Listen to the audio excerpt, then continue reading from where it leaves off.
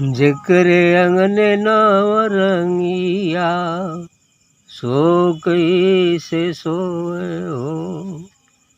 जेकरे अंगने नवरंगिया सो कैसे सोए हो। लहरा लहर बहु होय शब्द सुन रोए हो। हर लहरा लहर बहु होय शब्द सुन रोए हो। जेकरे अंगने नवरंगिया सो कैसे सोए हो। जेकर पिया परदेस नींद नहीं आवे हो। जेकर पिया परदेस नींद नहीं आवे हो।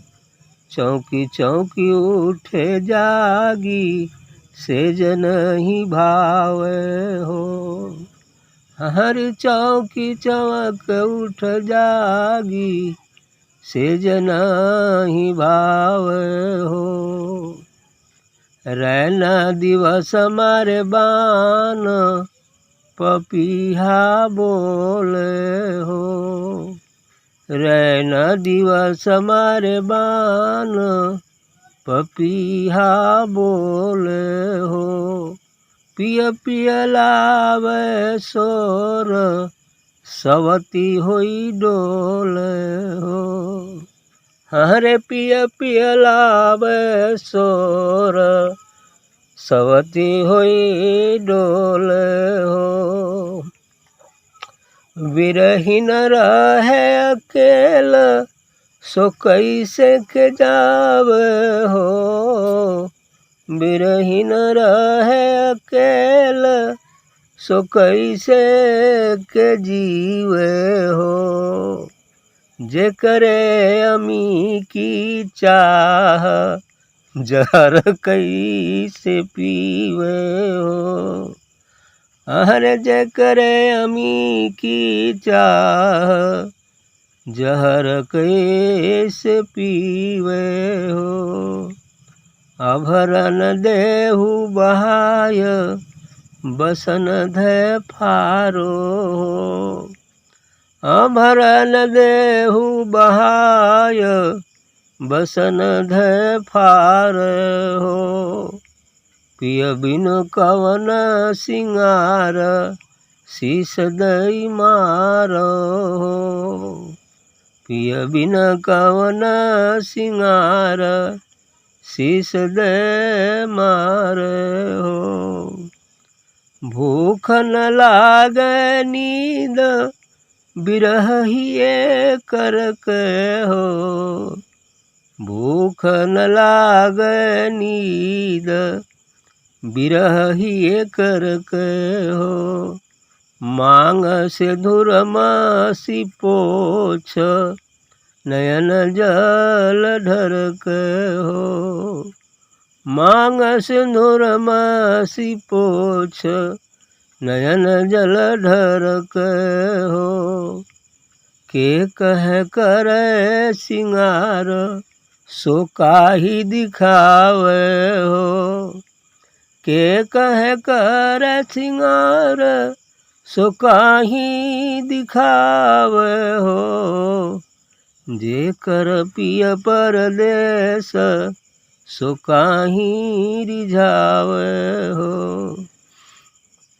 जेकर पिय परदेस सो काही रिझावे हो। रहे चरण चितलाई सोई धन आगर हो। रहे चरण चितलाई सोई धनियागर हो। पलटू दासक शब्द बिरह के सागर हो। पलटू दासक शब्द बिरह के सागर हो। वाह, विरह वर्णन है इसमें। जो बिछो हो गया है जी रूपी स्त्री का, उस परमात्मा रूपी प्रीतम से। उसी बात का इसमें जिक्र किए हैं कि जेकरे अंगने नौरंगिया सो कैसे सो रहो। जेकरे आंगना में नौरंगी हो वो कैसे सोएगा। जेकरे अंगना में नौरंगी हो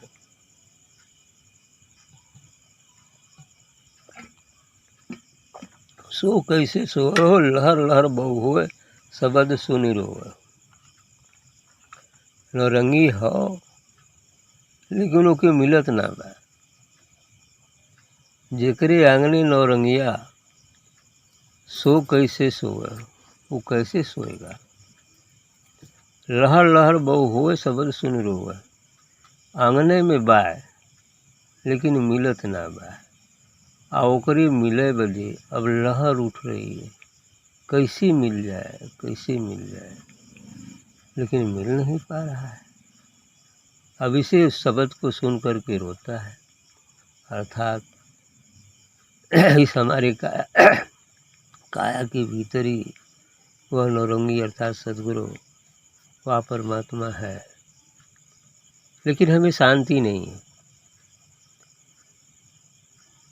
और सो कैसे सो, नौरंगी हो लेकिन फिर भी यहाँ तो सब सोए हुए।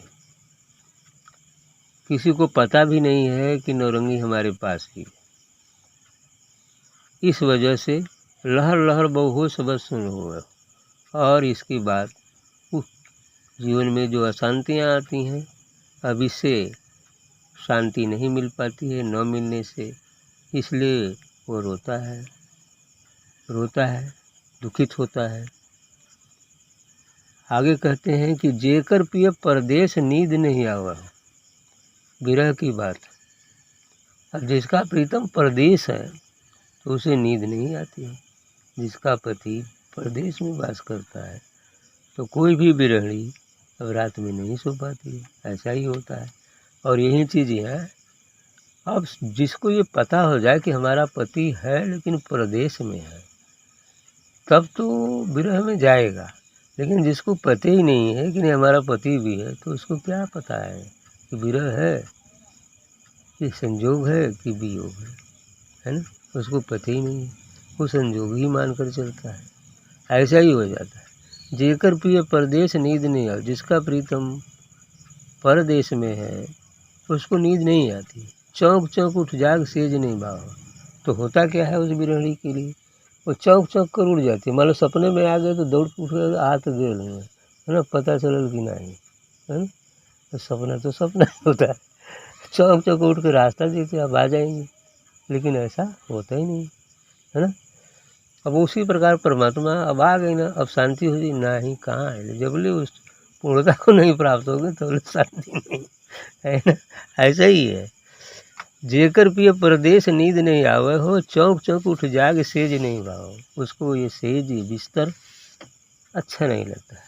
जिसको किसी का वियोग हो जाए, जिसको किसी बात की चिंता हो जाए तो उसको नींद नहीं आती है।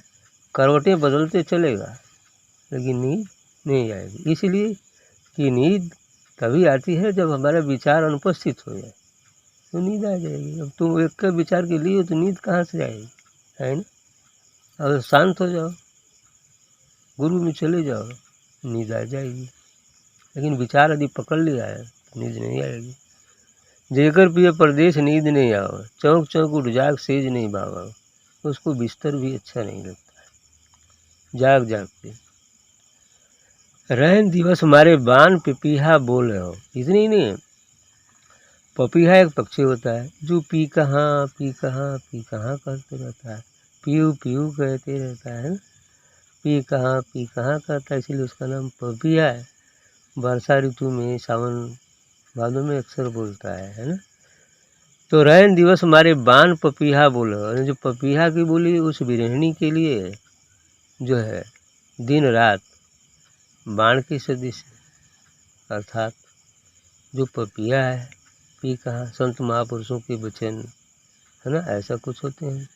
प्रीतम किया जो है ना, साईं को खोजो, परमात्मा को खोजो, अपने प्रीतम को खोजो अब वो गृहिणी सुनता है, अब परेशान होती है, कैसे खोजें, जल्दी चाहती है अभी हो जाए, अभी हो जाए। कहाँ ले गई जो समय आए तो है। वो तो चाहता है जल्दी आ जाए, लेकिन नहीं हो पाता है। पिए पिए लावे शोर सोवती हुई डोले हो, इतने ना वो पीऊ पीऊ की आवाज़ करके इतना शोर करता है कि सवती हुई डोले हो, जैसे कोई सवत हो, है ना। सवत भी होता है ना, तो वो सवत की बात कर रहा है कि ये पपिया तो सवत बन गया है, सवत बन गया है जो मुझे जगाए फिरता है और परेशान करता है, ऐसा है ना। तो सवत क्या हो गया, अब पपिया सवत हो गया है, अर्थात सदगुरु के वचन ही तो सवत हो जाएंगे, क्योंकि उसमें भी पीऊ पीऊ की ही बात करते हैं। यदि इतना उसे तड़पाया न जाए तो प्रीतम से मिलने के लिए आतुर भी तो नहीं होगा, है ना। जब आतुर हो जाएगी, विरह की पराकाष्ठा हो जाएगी, तो उसके अंदर दृढ़ इच्छा जागृत होगी और इस प्रकार से धीरे धीरे मिलन भी हो जाएगा, है ना।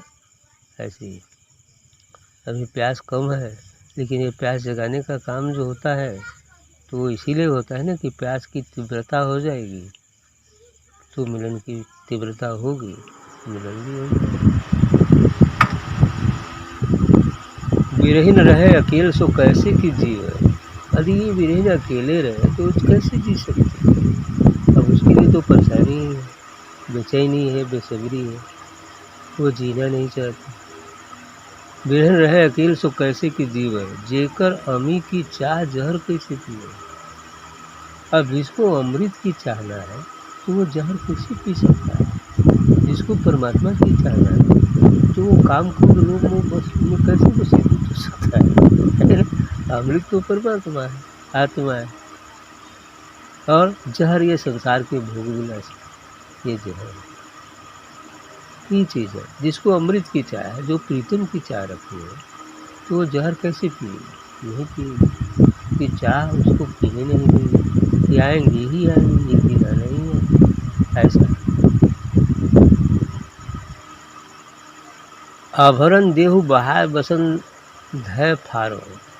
अब बिरहनी की से तो आभरण जो साज श्रृंगार है ना उसको धो के बहा दो, है जो साज श्रृंगार है संसारिक स्थिति, साज श्रृंगार धोकर बहा दो और जो वस्त्र पहनो उसे फाड़ दो। अर्थात जो साज श्रृंगार तुम बना रखते हो, धन दौलत कुटुंब कबीला, इसको हटा दो, है ना, बहा दो। और ये जो बसन अर्थात जो शरीर है, इसका भी भान भूल जाओ, अर्थात शरीर और मन से परे, ये चीज़ हो गया। तब आवरण देव बहाय बसन दई फारहो, पिय बिन कौन श्रृंगार शीश दे मारो। यदि प्रीतम के बिना यदि हम इस सब को कायम रखते हैं तो वो बेकार है। पिय बिन कौन श्रृंगार, यदि हम अपने प्रीतम को नहीं जानते हैं, प्रीतम यदि उपस्थित नहीं है तो उसके आगे ये सब श्रृंगार जो है बेकार है। सब श्रृंगार जो किया जाता है वो सब बेकार है यदि प्रीतम उपस्थित नहीं। विरह की स्थिति में ऐसा, विरह की स्थिति, तो विरह की स्थिति में ये साज श्रृंगार बेकार भी लगते हैं जो संसार के साज श्रृंगार। पिय बिन कौन श्रृंगार शीश दे मारो, पर शीश दे मारो, सिर पटकते फिरता है। विरहणी का शीश पटकते यानी बार बार तड़पड़ाता है मिलन के लिए, कब मिलन हो जाए, कब मिलन हो जाए, ऐसा कुछ। पिय बिन कौन श्रृंगार शीश दे मारो, भूख न लागे नींद विरह हिये करके हो। अब उस स्थिति में न उसे भूख लगती है न नींद आती है। विरह की स्थिति, न भूख लगती है न नींद आती है, और इतनी नहीं, विरह हिये करके, और उस विरह परमात्मा से वियोग का जो विरह है उसके हृदय में करक जैसा रहता है, करकते रहता है, ऐसा हो जाता है। जिस प्रकार संसार में स्थिति होती है स्त्री और पुरुष की, प्रेमी और प्रेमिका की, उसी प्रकार से यहाँ भी जीव रूपी जो प्रियतमा है, अपनी प्रीतम परमात्मा के वियोग की स्थिति यही है कि भूख न लागे नींद। कबीर साहब कहना, सुखिया यह संसार है ना, सुखिया यह संसार है, आज खावे और सोवे। आज दुखिया दास कबीर है, जागे और रोवे। ऐसी तो है, क्योंकि सुखिया संसार है, इसलिए कि अभी उसको विरह का पता ही नहीं है, उसे विरह लगा ही नहीं है।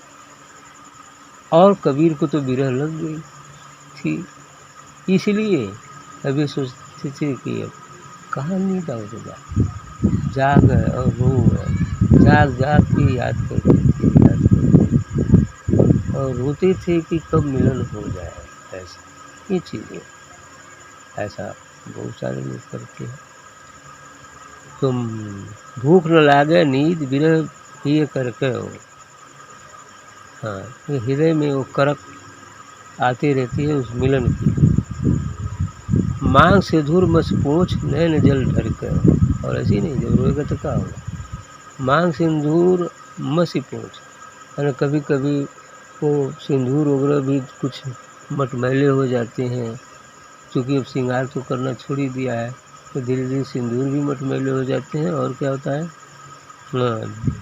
नैन जल ढरके और आंखों से आंसू ढरकने लगता है। ऐसे ही होता है, कभी कभी वो हताश हो जाता है कि पता नहीं कब मिलन होगा, है ना, और आंखों से रोते फिरता है, ऐसा भी हो जाता है। के कहें कर श्रृंगार सो कही दिखावे। आगे कहते हैं कि करी बदे करी श्रृंगार पुरुष मोर आनर हो। ऐसा बात कहते हैं कि करी पर करूँ श्रृंगार पुरुष मोर आनर हो। अरे गंधारी को देख लीजिए ना, जब धृतराज मिल गए पति तो आप कहें कि करे तो करूँ श्रृंगार पुरुष मोर आनर हो, तो फट से पट्टी लगाई। यह बात होगी कि जब उनके देखा ही कि ना तो पट्टी लगा लेंगे, है ना, ऐसी चीज़ होता है। तो ऐसे क्या के कहे करे श्रृंगार, किसके लिए श्रृंगार करो, सो काहे दिखावा हो, और किसको दिखाऊं, जेकर प्रिय परदेश सो काहे रिझावा। अब जिसका प्रीतम एक परदेश चला गया तो उसको कैसे रिझाया जाए, कैसे रिझाऊँ, लेकिन है ना।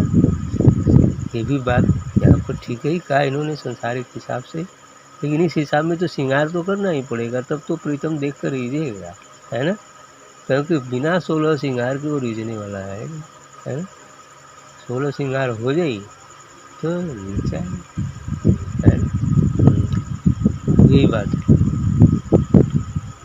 रह चरण चितलाय सोई धन आगरो।